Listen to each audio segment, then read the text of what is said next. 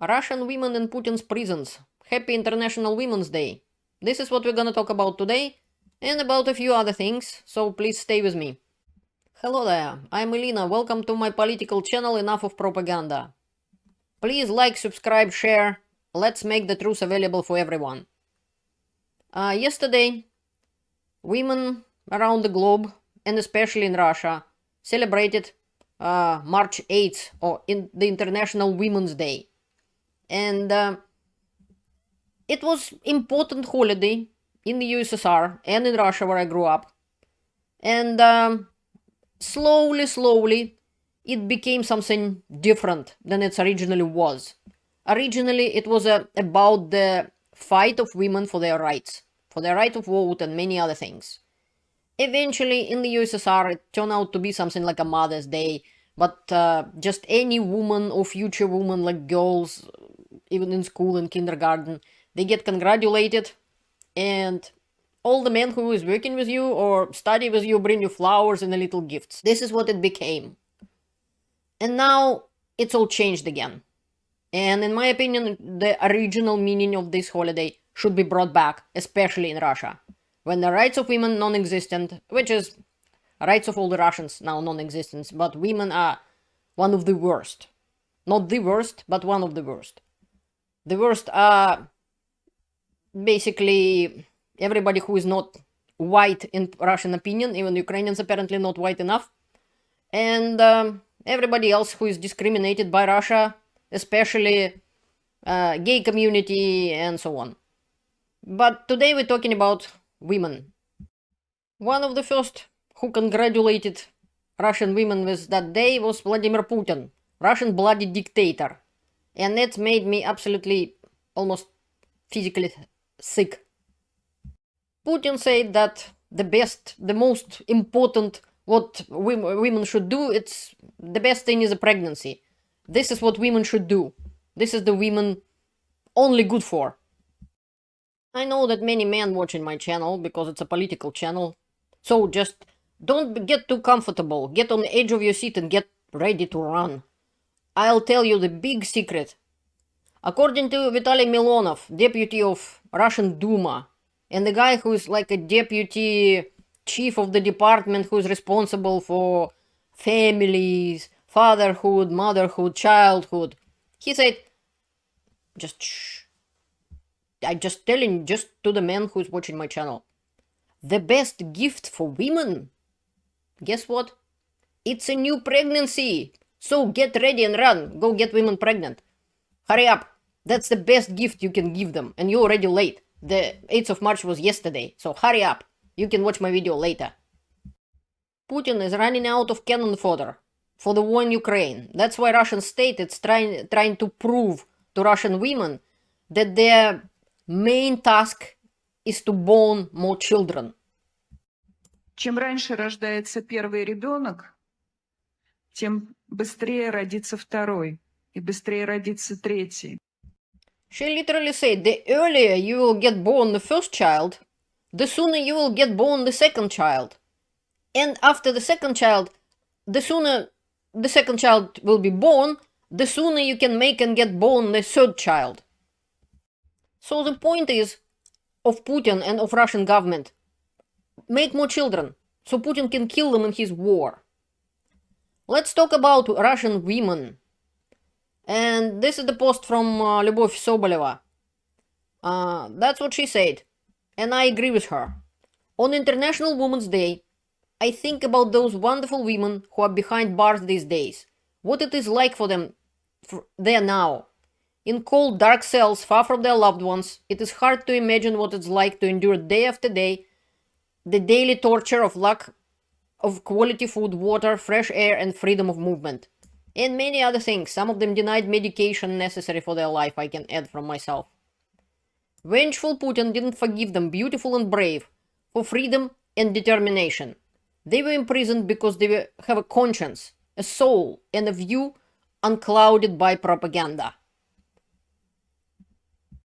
According to TV Rain, at least 54 women or more, aged from 18 to 72 years old, right now in Russian pre-trial detention centers for political reasons. Let's remember them all, dead and alive. This is Liliya Chanysheva. She got 7.5 years in prison. And this is Sasha Skochilenko. 7 years in prison. I have a video about her. This is my video about her. Ksenia Fadeeva, 9 years in prison. Maria Ponomarenko, 6 years in prison. Alsu Kurmasheva, in pretrial detention center. Victoria Petrova. Anna Arkhipova. Karina Tsurkan. Daria Kozareva, in pretrial detention center. Anna Bajutova. Ksenia Karelina. Zarima Musaeva. Ketivan Haraidze. Evgeniya Berkovich, in pretrial detention center. Svetlana Petrichuk, in pretrial detention center. Daria Polyudova. Nina Bondarenko. Not all women are Russians, as you can see. She was a cook in Azov battalion of Ukraine, defending Ukraine from Russian aggression, and now she's in Russian prison. Marina Tikin. Evgeniya Mayboroda.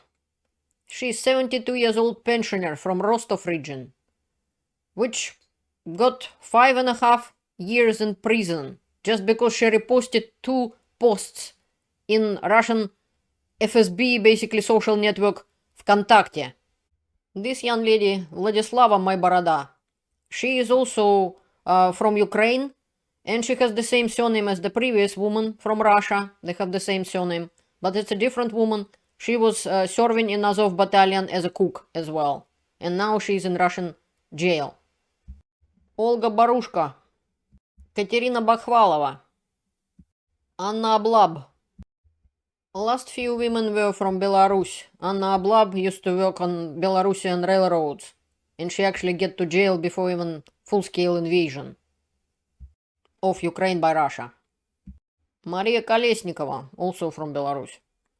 This is famous journalist Anna Politkovskaya, murdered by Putin's regime. She is from Russia.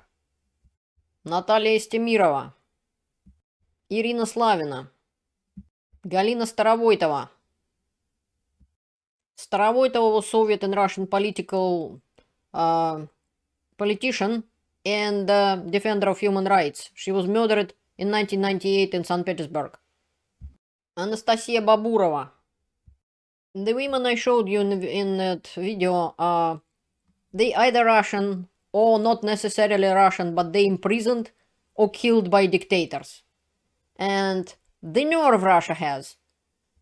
This article says, Russian women receive flowers from soldiers, masked officers on Women's Day.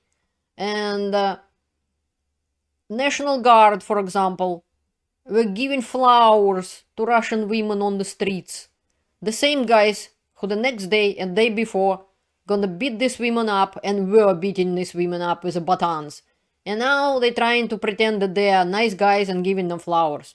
Like a typical Russian abuser husband who is drunk most of the time, and then he bring 3 very half-dead carnations on the International Women's Day and think that his abuse and fist in the face would be forgiven all of a sudden. It just the nerve of these guys. It makes me sick. What is also make me sick, and this is TASS video. It's one of the main Russian propagandist channels, which they all propagandist channels. This is a government Russian propaganda. Today in Belgorod, a unit of Russian National Guard came to one of the schools to congratulate the girls on March 8th. The International Women's Day, basically. Look at this. On armored personal carriers with machine guns. Congratulate the girls. Isn't that crazy?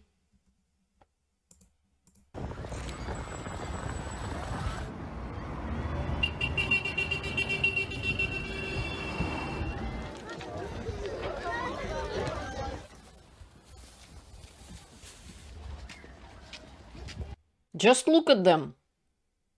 They came to congratulate the girls, and he has a Soviet flag on his uniform. And Russian flag. Две девочки умнички, которые написали нам письма, и эти письма дошли до нас. Dear girls, the good girls who wrote us letters, we received your letters.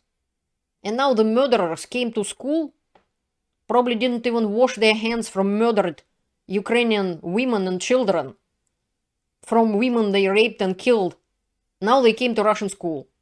And this is said, this is school number 16, Belgorod. This is basically what you need to know about Russia. The hypocrisy, madness, cruelty is going up to the point, just like that these men, some of them were at war in Ukraine. Some of them were raping Ukrainian women, killing children, murdering civilians, murdering Ukrainian soldiers who didn't attack Russia, didn't start any of this. They dared to show up in school with machine guns and armor. Look at that. And every time when you think things can get worse, they can. This is Mariupol, Russian-speaking city in Ukraine, when a lot of people were speaking Russian before the war. And this is after full-scale invasion. This is what Russia did to Mariupol. This is a Human Rights Watch video. And city was pounded by explosives for weeks. And this is what happened to it. Look at that. This is Mariupol, which Russia built a few new buildings, just about, I don't know, 10 of them, or 5 of them, one block. And Human Rights Watch did detailed assessment of the destruction of the city. Look at that, very carefully. This is satellite images showing destruction from the rooftops and so on. They used over 850 videos and photos of the buildings that they found online and verified in addition to satellite imagery, to capture the extent of the devastation of the city. And this is building was damaged, I showed in red. Our analysts, they say, showed 93% of the 477 high-rise apartment buildings in this area were damaged. Or completely destroyed, I would say. Look at that. The left bank, I presume. This is a main avenue. Peace Street, basically, and the immediate surrounded area in the center. Include cultural hubs, hospitals, schools, and universities.